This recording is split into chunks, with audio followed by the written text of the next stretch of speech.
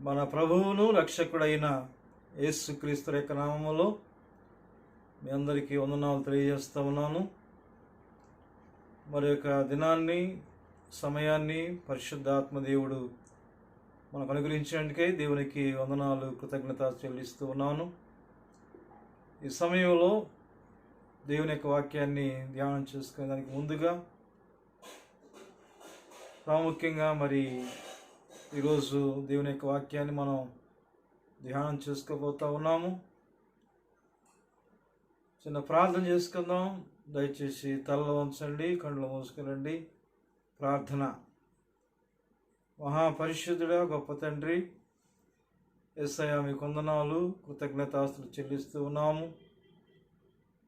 ఈ సమయంలో నీ వాక్యాన్ని ధ్యానం చేసుకునేదానికి ముందుగా పాట ద్వారా, ప్రార్థన ద్వారా మీ నామానికి మహిమ తెచ్చుకున్నామని, మీ వాక్యం చేత మమ్మల్ని అందరిని కూడా బలపరచమని, దీవించి ఆశీర్వదించమని మా ప్రభువును మీ ప్రియ కుమారుడైన యేసుక్రీస్తు యొక్క పుణ్యనామంలో ప్రార్థించి వేడుకుంటూ ఉన్నాము తండ్రి. ఆమేన్. మరి సమయంలో దేవుని యొక్క సందేశాన్ని మనం వినబోతున్నాము. దానికి ముందుగా మా ఇద్దరు కుమారులైనటువంటి బ్లిస్ అండ్ జాయ్ ఒక క్రిస్మస్ గీతాన్ని పాడి దేవుని యొక్క నామాన్ని మహిమపరుస్తారు. వచ్చినందరికి దేవుని నామం నా వందనాలు తెలియజేసుకుంటున్నాను. ఇప్పుడు మా నాన్నగారు వాక్యం చెప్పుకోబోతుంది. మనందరం కలిసి ఒక పాట పాడుకుని దేవుని నామాన్ని స్తుతిద్దాం. క్రిస్మస్ నెల కాబట్టి ఒక క్రిస్మస్ పాట పాడుకుని దేవుని నామాన్ని స్తుతిద్దాం.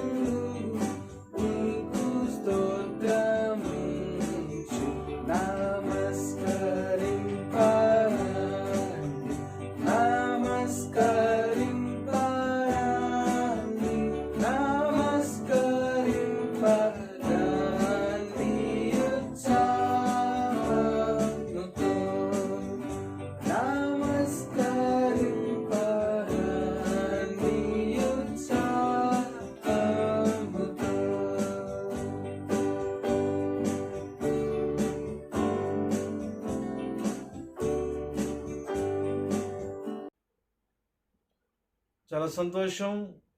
చక్కగా ఈ కీర్తన ద్వారా దేవుని యొక్క నామాన్ని మనం అందరం కలిసి మహిమపరిచాము. వాక్య సందేశానికి ముందుగా పాస్టర్ గారు ప్రార్థన చేస్తారు. తర్వాత వాక్యాన్ని విందాం. దేవుని నామానికి స్తోత్రాలు. మరి మీ అందరికీ కూడా ఈ సాయంకాల సమయంలో వందనాలు తెలియజేస్తున్నాము. మరి వాక్యానికి ముందు ప్రార్థన చేసుకుందాం. మమ్మల్ని అతిమిక్కులుగా ప్రేమించిన మా ప్రియ పరలోకపు తండ్రి, మీ ఘనమైన పాదములకు మీ స్తుతులు స్తోత్రాలు చెల్లిస్తున్నాం ప్రవ్వా. ఈ క్రిస్మస్ దినాలలో ప్రవ్వా మా అందరి గృహాలలో నీ సంతోషాన్ని మరి ఒకసారి కలుగు చేయమని ప్రార్థిస్తున్నాం ప్రవ్వా. ఎక్కడ మేము తప్పిపోయామో ప్రవ్వా, ఎక్కడనైనా నీకు దూరముగా ఉన్నామో నాయనా, మరలా ఈ క్రిస్మస్ దినాల్లో ప్రవ్వా మా హృదయాల్లోనైనా మీరు జన్మించమని ప్రార్థిస్తున్నాం తండ్రి. నీ దాసుని ద్వారా ప్రవ్వా నేడు మీ కొరకు రక్షకుడు పుట్టి ఉన్నాడనే సందేశాన్ని ప్రవ్వా మా అందరి జీవితాల్లోనైనా మీరు సఫలం చేయమని ప్రార్థిస్తున్నాం. ఏ గృహంలోనైనా సంతోష సమాధానాలు లేవో ప్రవ్వా, ఈ రోజునైనా వారికి సంతోష సమాధానాలు యేసు నామములో అనుగ్రహిస్తున్నాం తండ్రి. సహాయం దయచేసి మీరే మహిమగంత ప్రభావం పొందమని ఈ వాక్యాన్ని వినుట వల్ల ఆ కుటుంబాలకి దీవెన, ఆశీర్వాదం, మేలు మీరు దయచేయమని యేసయ్య నామములో అడిగి వేడుకొని ప్రార్థిస్తున్నాం తండ్రి. ఆమేన్. చాలా సంతోషం. ప్రభునందు ప్రియులారా, ఈ సమయంలో మనం దేవుని యొక్క వాక్యాన్ని ధ్యానం చేసుకుందాం. లూకాసు వార్త 2వ అధ్యాయము 11వ వచనంలో, దావీదు పట్టణమందు నేడు రక్షకుడు మీ కొరకు పుట్టి ఉన్నాడు, ఈయన ప్రభు అయిన క్రీస్తు. క్రిస్మస్ దినాల్లో మనం ఉన్నాము. యేసుక్రీస్తు ప్రభు యొక్క జన్మదినాన్ని గురించి మనం ధ్యానం చేసుకుంటూ ఉన్నాం అనేక సంవత్సరాలుగా. మరొక సంవత్సరాన్ని దేవుడు మనకు అనుగ్రహించాడు. ఈ కోవిడ్-19లో కూడా దేవుని యొక్క వాక్యాన్ని మనం ధ్యానం చేసుకునే అవకాశాన్ని కూడా ప్రభువు మనందరికీ అనుగ్రహించినందుకై దేవునికి వందనాలు తెలియజేస్తూ ఉన్నాను. దావీదు పట్టణమందు నేడు రక్షకుడు మీ కొరకు పుట్టి ఉన్నాడు, లేదా మన కొరకు పుట్టి ఉన్నాడు. ఈ వాక్యాన్ని మనం ధ్యానం చేసుకున్నప్పుడు మరి యేసుక్రీస్తు ప్రభు కేవలము క్రిస్మస్ దినాల్లో మాత్రమే ఆయన్ని మనం జ్ఞాపకం చేసుకోవటం కాదు, కానీ ప్రతి దినము కూడా మన హృదయాల్లో ఆయన జన్మిస్తూ ఉండాలి. నేడు రక్షకుడు అన్నారు. అంటే ఏ రోజైతే మనం బైబిల్ చదువుతూ ఉంటామో ఆ రోజే మన హృదయాల్లో యేసయ్య జన్మించాడు అనే విషయాన్ని ఈ సమయంలో మనం గుర్తు చేసుకోవాలి. ప్రాముఖ్యంగా ఈరోజు మీతో నేను పంచుకోవాలి అనేటువంటి అంశం ఏంటంటే, ప్రభువు పుట్టుక ప్రజల గుర్తింపు. ప్రభువు పుట్టుక ప్రజల గుర్తింపు. యేసుక్రీస్తు ప్రభు జన్మించినప్పుడు అనేకమైనటువంటి వాళ్ళు ఆయనలో ఉన్నటువంటి లక్షణాలను, ఆయనలో ఉన్నటువంటి గుణగణాలను, ఆయన ఏమవుతాడు, ఆయన ద్వారా ఈ లోకానికి ఏమి కలిగింది అనేటువంటి విషయాలను ప్రజలు గుర్తించారు. ఆయన పుట్టినప్పుడే గుర్తించారు. ఆయన చిన్న బాలుడుగా ఉండగానే గుర్తించారు. ఆ విషయాలని ఈ సమయంలో మనం ధ్యానం చేసుకోబోతా ఉన్నాం. సామెతల గ్రంథము 20వ అధ్యాయం 27వ వచనములో ఒక మాట ఉంది. ఏంటంటే, నరుని ఆత్మ యెహోవా పెట్టిన దీపము, అది అంతరంగములను పరిశోధించును. నరుని ఆత్మ యెహోవా పెట్టిన దీపము, అది అంతరంగములను పరిశోధించును. అంటే మనలో ఉన్నటువంటి ఆత్మ, మనలో ఉన్నటువంటి ఈ జ్ఞానము, దేవుడు మనకిచ్చినటువంటి వీటి ద్వారా ఈ దీపం అనేటువంటిది అది పరిశోధించేటువంటి రీతిగా ఉంటుంది, పరీక్షించేటువంటి రీతిగా ఉంటుంది, పరిశీలన చేసేటువంటి విధముగా ఉంటుంది అనే విషయాన్ని కూడా ఈ సమయంలో నేను మీకు తెలియజేస్తా ఉన్నాను. అందువల్ల యేసయ్య పుట్టినప్పుడు ఎవరు ఏ విధముగా ఆయన గుర్తించారో ఈ వాక్య భాగంలో నుంచి కొన్ని మాటలు మనం ధ్యానం చేసుకుందాం. మొట్టమొదటిగా లూకాసు వార్త 2వ అధ్యాయం 32వ వచనములో సిమియోను పలుకుతున్నటువంటి మాట, నాథా, ఇప్పుడు నీ మాట చొప్పున సమాధానముతో నీ దాసుని పోనిచ్చుచున్నావు. అన్యజనులకు నిన్ను బయలుపరచుటకు వెలుగుగాను అని సిమియోను ప్రవచించేటువంటి విధముగా మనం చూస్తూ ఉన్నాం. సిమియోను నీతిమంతుడు, భక్తిపరుడు, ఇశ్రాయేలు యొక్క ఆదరణ కొరకు కనిపెట్టేటువంటి వాడు, మరియు పరిశుద్ధాత్మ చేత నింపబడినటువంటి వాడు. అక్కడ వ్రాయబడిన మాట ఏంటంటే సిమియోను అను ఒక మనుష్యుడు ఉండెను అంటాడు. సిమియోను ఉండెను అని అనలేదు, సిమియోను అనే ఒక మనుష్యుడు ఉండెను అంటాడు. అంటే దాని అర్థం ఏంటంటే సిమియోను మానవత్వం కలిగేటువంటి వాడు. ఒక్కొక్కసారి మనం అంటాం కదా, ఒరే నువ్వు మనిషివా పశువురా? మనిషిలో మనిషి యొక్క లక్షణాలు లేకపోతే ఆ మనిషిని ఎలా పరిగణిస్తారు, ఎలా గుర్తిస్తారు, ఎలాగ ఆయన పిలుస్తుంటారంటే ఒరే కుక్క అంటారు, ఒరే పంది అంటారు, ఒరే గాడిద అంటారు. ఒరే మనుష్యుడా అనేటువంటిది చాలామందిలో తక్కువ కనబడుతూ ఉంటుంది. ఈ రోజున సిమియోను అంత పెద్ద వయసులో ఆయన గురించి ఇచ్చినటువంటి సాక్ష్యం లూకాసు వార్త 2వ అధ్యాయం 25వ వచనంలో ఈ మాటలు మనం చూస్తూ ఉంటాం. ఇన్ని మంచి లక్షణాలు ఆయన కలిగి ఉన్నాడు కాబట్టి యేసయ్యను ఆయన వెలుగుగా గుర్తించాడు. ఈ రోజున యేసయ్యను మనం ఎరగాలి అంటే, యేసయ్యను మనం తెలుసుకోవాలి అంటే, యేసయ్యను గురించి ఒక అవగాహన మనకు రావాలంటే ఆయనను వెలుగుగా గుర్తించాలి. యేసుక్రీస్తు ప్రభు కూడా ఈ లోకానికి వెలుగుగా వచ్చాడు.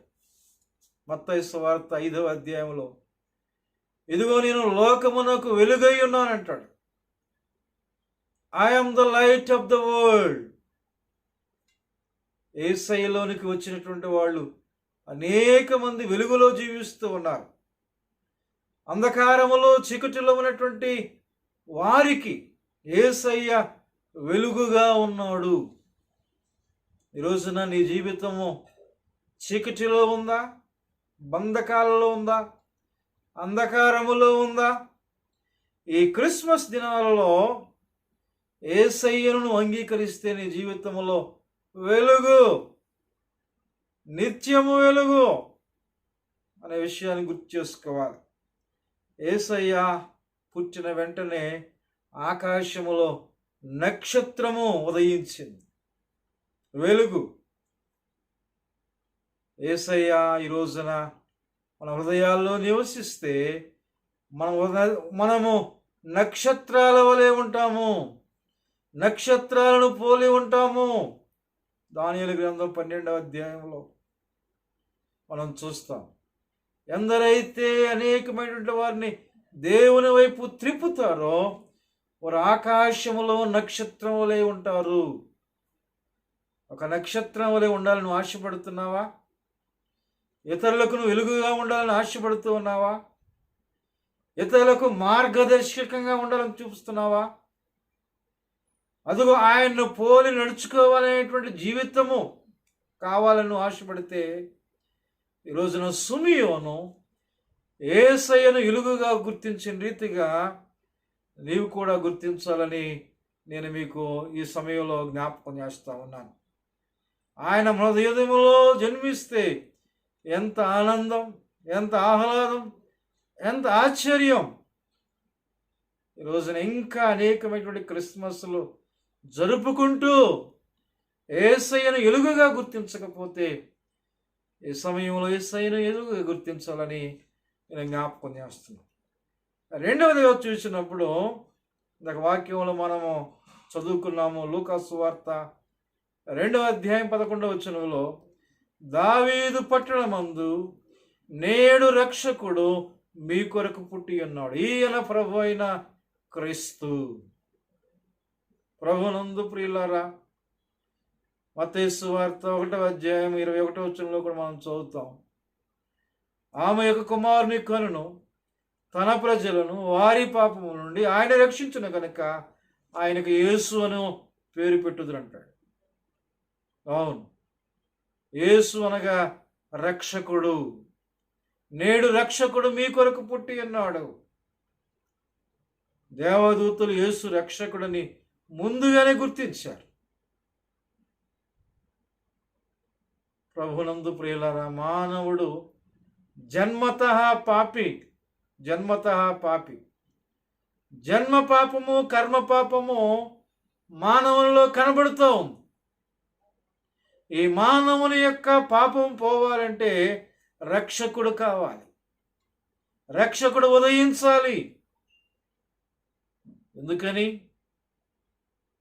సర్వ మానవుల యొక్క పాపం పోవాలంటే రక్షకుడు అవసరమై ఉన్నాడు. ఆయన యేసయ్య రక్షకుడుగా ఈ భూలోకంలో హృదించాడు. రోమపత్రిక 3వ అధ్యాయము 23వ వచనములో ఏ భేదము లేదు, అందరూ పాపము చేసి దేవుడు అనుగ్రహించు మహిమను పొందలేకపోతున్నారు. ఈ పాపానికి కుల, మత, భేద, వర్ణ విచక్షణ లేదు. జన్మ పాపం అనేటువంటిది, కర్మ పాపం అనేటువంటిది మానవుల్లో ఉంది. ఈ పాపం పోగొట్టుకోవటం కోసం మనుష్యుడు ఎన్నెన్నో తిప్పలు పడుతూ ఉంటాడు, ఎక్కడికెక్కడికో వెళుతూ ఉంటాడు, ఏదేదో చేస్తూ ఉంటాడు. కానీ రక్షణ పొందటానికి అన్నాడు అపోస్తుడైనటువంటి పౌలు అపోస్తుల కార్యాలు 16వ అధ్యాయంలో, ప్రభు అయిన యేసునందు విశ్వాసం ఉంచుము, అప్పుడు నీవును నీ యొక్క కుటుంబమును రక్షణ పొందును. రక్షణ పొందటానికి మనం ఏమి ఎక్కడెక్కడికో చేయనవసరం లేదు, ఏదేదో చేయనవసరం లేదు. కానీ యేసునందు మనం విశ్వాసం ఉంచినట్లయితే రక్షణ మనం పొందుతాము అనే విషయాన్ని అన్నాడు దేవదూతలు జ్ఞాపకం చేసి ఉండగా, ఈ రోజున యేసయ్యను రక్షకుడిగా గుర్తించాలని ప్రభువు దేవుని యొక్క వాక్యం ద్వారా తెలియజేస్తూ ఉన్నాడు. మూడవదిగా చూసినట్లయితే ఎలిజబెత్ మరియలు ప్రభువుగా గుర్తించారు. లూకాసు వార్త 1వ అధ్యాయము 43-46 వచనాలలో ఎలిజబెత్ మరియలు ప్రభువుగా గుర్తించారు. ఆ వాక్యాలు మనం చదివితే, నా ప్రభువు తల్లి నా యొద్దకు వచ్చుట నాకెలాగూ ప్రాప్తించెను. అప్పుడు మరియ ఇట్లా నేను, నా ప్రాణము ప్రభువును ఘనపరచుచున్నది. ప్రభునందు ప్రియులరా, ఎలిజబెత్ మరియ ఇద్దరు కూడా నా ప్రభు అని గుర్తించారు. ఇక్కడ ఒక విషయాన్ని మనం జ్ఞాపకం చేసుకోవాలి. మరియ కూడా నా ప్రభు అని గుర్తించింది. రోజుల్లో చాలామంది యేసయ్యను పూజించేదానికంటే కూడా మరియమ్మని ఎక్కువగా పూజ చేస్తూ ఉంటారు. యేసయ్యను ప్రక్కన పెట్టి ఎక్కువగా ప్రాధాన్యత ఇవ్వకుండా మరియమ్మకే ఎక్కువగా ప్రాధాన్యత ఇస్తుంటారు. మరియమ్మ లేకుండా యేసయ్య ఎక్కడి నుంచి వచ్చాడు అన్నట్టుగా మాట్లాడుతూ ఉంటారు. కానీ ప్రభునందు ప్రియులారా, మరియమ్మ యొక్క పాపాల నిమిత్తమై జన్మించలేదు. మరియమ్మ పాపాల నిమిత్తమై ఆ కల్వరి శిలువలో మరణించలేదు. మరియమ్మ నిమిత్తమై ఆమె కొరడాలతో కొచ్చబడాలి. మరియమ్మ నిమిత్తమై రక్తాన్ని చిందించలేదు. మన యేసయ్య మాత్రమే రక్తాన్ని చిందించారు. ఈ సమయంలో వారు ప్రభువుగా గుర్తించారు. మనము ప్రభువుగా గుర్తించగలమా? అపోస్తుల కార్యాలు 11వ అధ్యాయం 36వ వచనంలో యేసుక్రీస్తు అందరికీ ప్రభువు, యేసు అందరికీ దేవుడు అనేటువంటి మాటని ఈ సమయంలో మనము జ్ఞాపకం చేసుకుందాం. మరియ గుర్తించడానికి గల కారణం ఏంటి? మరియ పరిశుద్ధురాలుగా జీవించింది కాబట్టి ప్రభువుని గుర్తించింది. ఎలిజబెత్ ప్రభువుగా గుర్తించడానికి గల కారణం ఏంటి? ఎలిజబెత్ దేవుని ఆజ్ఞల చొప్పున, న్యాయ విధుల చొప్పున ఆమె దేవుని యొక్క దృష్టిలో నీతిమంతురాలుగా ఉంది కాబట్టి ఆమె గుర్తించగలిగింది. మరి పరిశుద్ధాత్మతో నింపబడింది, పరిశుద్ధురాలుగా జీవించింది. ఎలిజబెత్ దేవుని ఆజ్ఞలను, న్యాయ విధులను చొప్పు నడిచింది కాబట్టి ఆమె ప్రభువుగా గుర్తించుకుంది. ప్రభువునందు ప్రియ దేవుని యొక్క ప్రియబిడ్డలారా, ఈ సమయంలో పరిశుద్ధాత్మ దేవుడు మనకి జ్ఞాపకం చేస్తా ఉన్నాడు. ఏమిటంటే మనము ఈ సమయములో ఏ విధముగా గుర్తించగలుగుతున్నాము యేసయ్యను ఒకసారిగా ఆలోచన చేయాలని దేవుడి సమయంలో తెలియజేస్తున్నాడు. కాబట్టి ఆనాడు సిమియోను ఎలుగుగా గుర్తించాడు, దేవదూతను రక్షకునిగా గుర్తించారు, ఎలిజబెత్ మరియలో ప్రభువుగా గుర్తించారు. మరి మనము యోగ్యమైనటువంటి జీవితము జీవిస్తే, పరిశుద్ధమైనటువంటి జీవితం మనకు కలిగి ఉంటే, లేదా నిరపరాధులుగా, నిందారహితులుగా యథార్థమైనటువంటి జీవితం మనం ఉంటే తప్పనిసరిగా దేవుని మనం గుర్తించగలము. ఇంకా మన పాపములోనే, ఇంకా మన యొక్క శాపములోనే, ఇంకా దేవునికి వ్యతిరేకంగా జీవిస్తూ ఉన్నట్లయితే మనము దేవునిని, యేసయ్యను ప్రభువుగా గుర్తించలేము. ఈ సమయాన్ని, ఈ విషయాన్ని ప్రభునందు ప్రియులారా మీరు గుర్తిరగాలని నేను తెలియజేస్తా ఉన్నాను. తరువాత 4వదిగా మనం చూసినట్లయితే గొర్రెల కాపరిలో దేవుడు అని గుర్తించారు. లూకాసు వార్త 2వ అధ్యాయము 20వ వచనములో, అంతటా గొర్రెల కాపరులు తమతో చెప్పినట్టుగా తాము విన్న వాటిని, కన్న వాటిని గూర్చి దేవుని మహిమపరచు స్తోత్రము చేయుచు తిరిగి వెళ్ళిరి. ప్రభువునందు ప్రియులారా, యేసయ్య వార్త ఎప్పుడైతే వచ్చిందో వెంటనే దేవుణ్ణి వాళ్ళు స్తుతిస్తూ ఉన్నారు, దేవుని యొక్క నామాన్ని ఘనపరుస్తూ ఉన్నారు. ఒక దేవుడిగా గొర్రెల కాపరిలో యేసయ్యను గుర్తించారు కాబట్టి దేవుణ్ణి స్తుతించగలుగుతున్నారు. గొర్రెల కాపరులు విద్యలైనటువంటి వారు, విద్యలైనటువంటి పామరులు, వాడు జ్ఞానులు కాదు, పండితులు కాదు.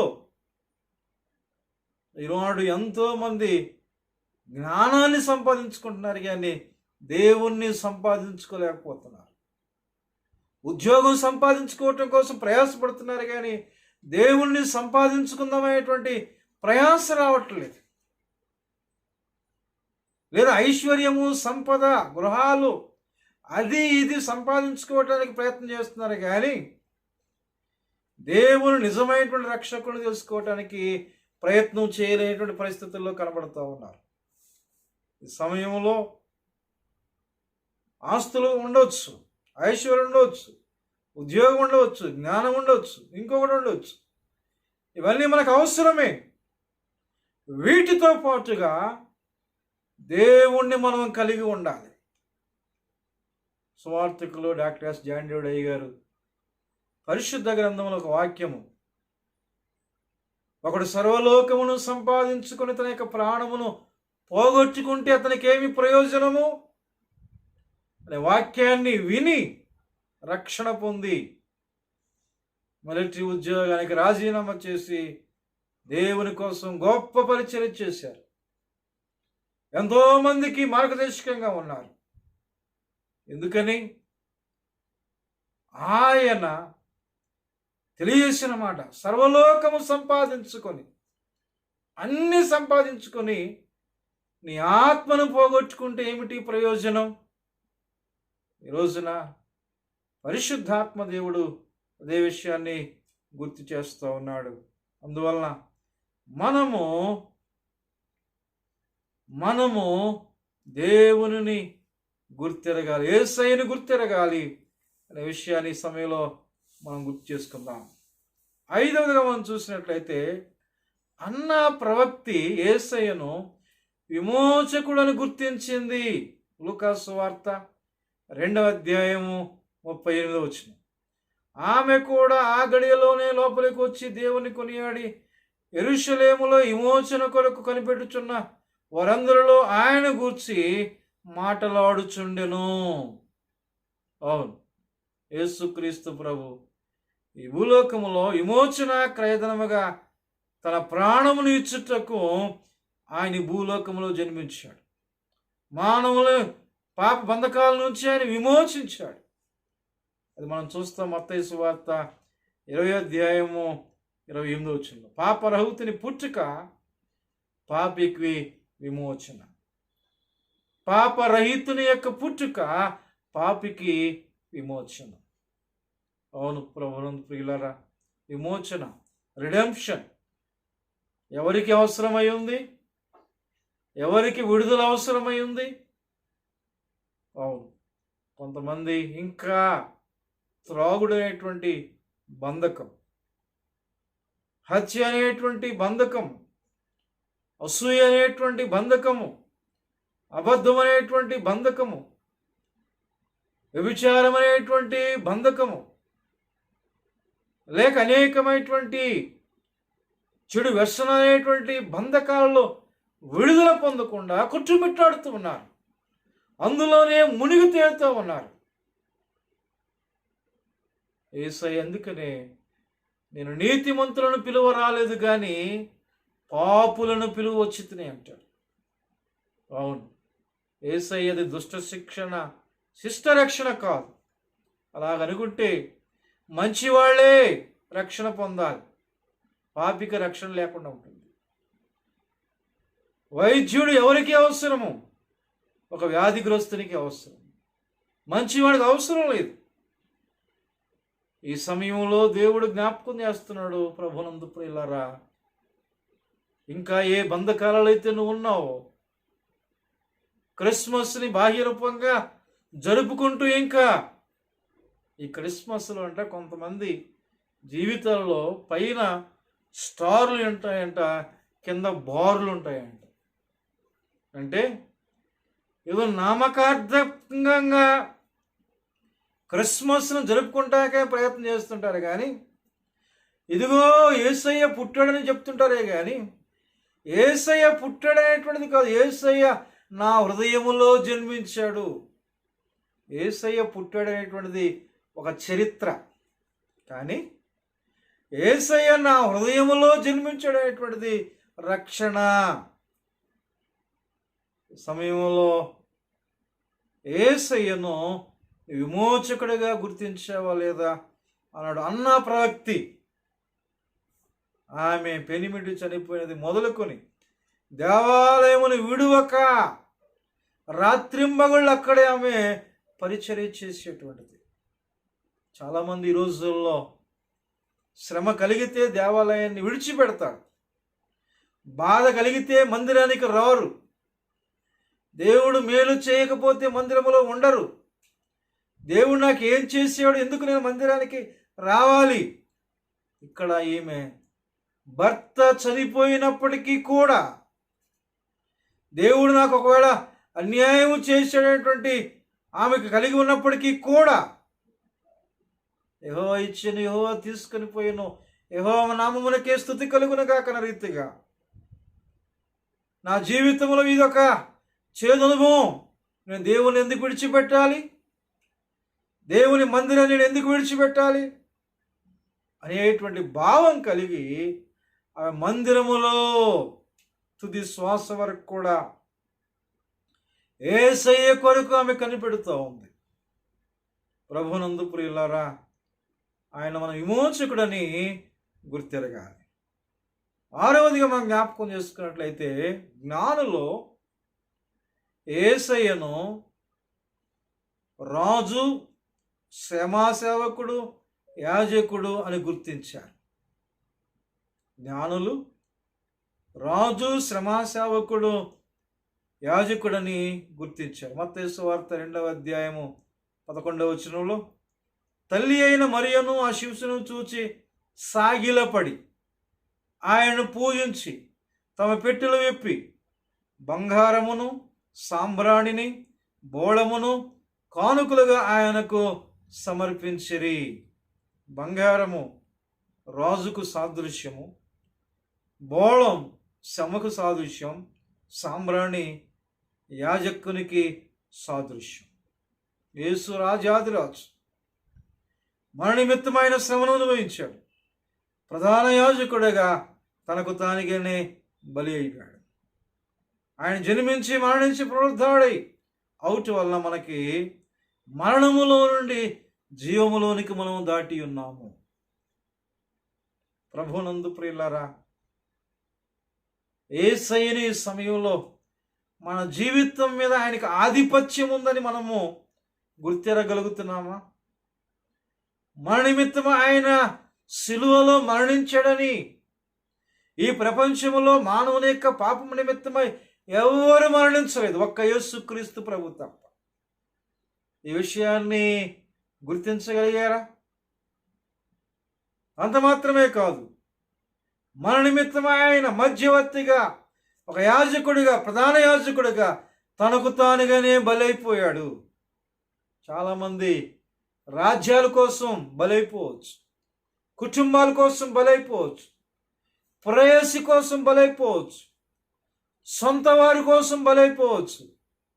కానీ పాపాల నిమిత్తమై ఈ భూలోకములో బలైపోయింది ఒక యేసుక్రీస్తు ప్రభువు మాత్రమే. ఈ విషయాన్ని గుర్తించినటువంటి వారు ధన్యులు. యెహోవా తమకు దేవుడిగా గల జనులు ధన్యులు. ఎవరి ఆధిపత్యంలో మనం ఉన్నాం? సాతాను ఆధిపత్యంలో ఉన్నామా? బానిసత్వ సంబంధమైనటువంటి జీవితంలో మనం ఉన్నామా? దేనికి బానిసలమైపోయాం?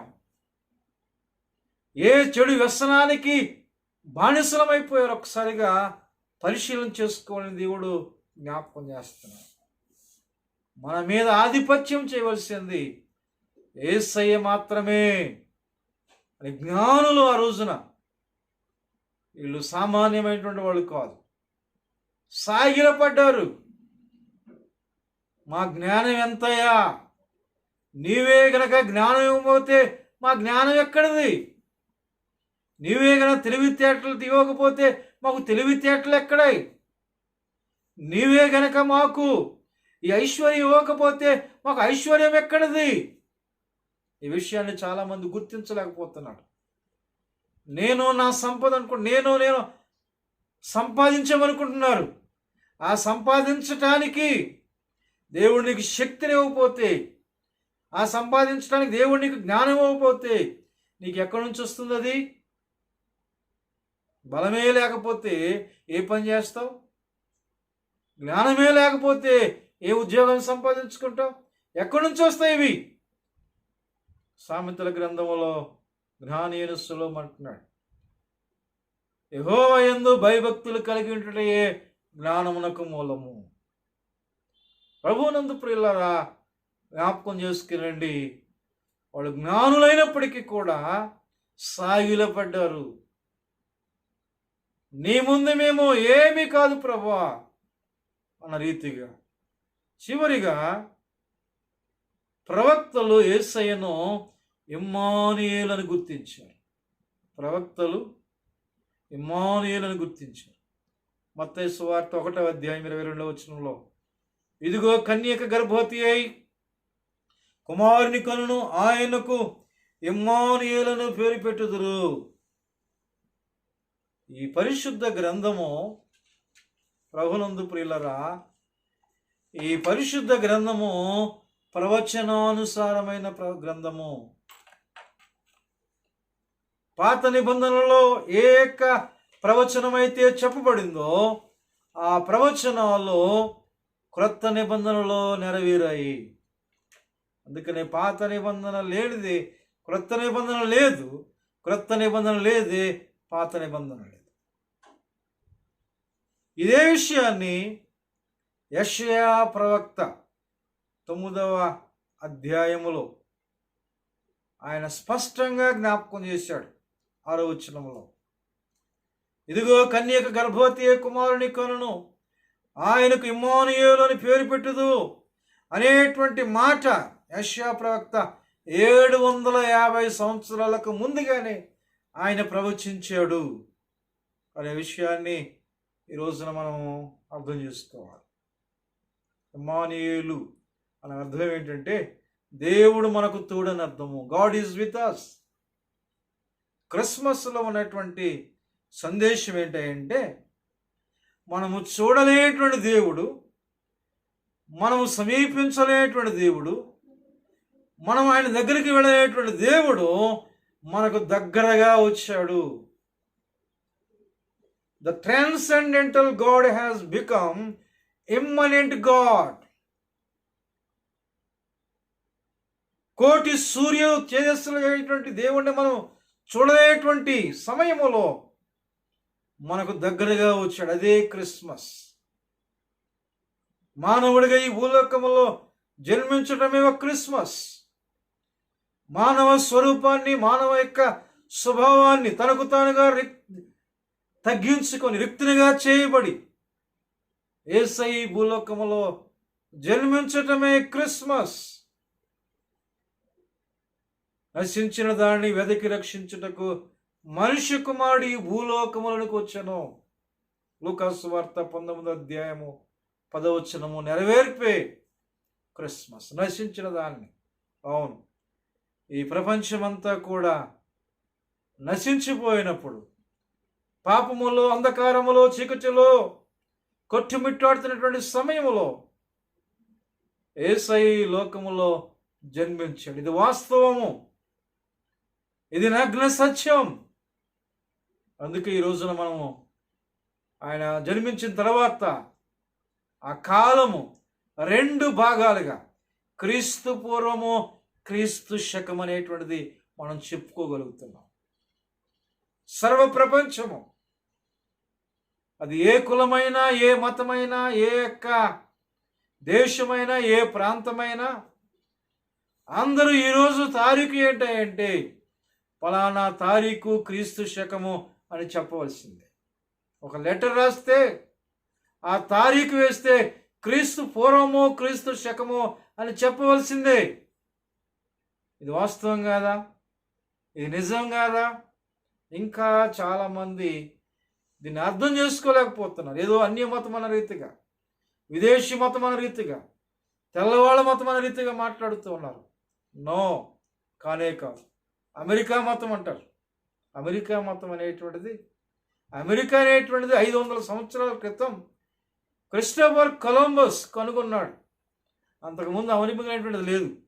అంతకు ముందుగానే 2020 సంవత్సరాల క్రితమే యేసయ్య భూలోకంలో జన్మించాడు. అందుకని క్రీస్తు శకము, క్రీస్తు పూర్వం.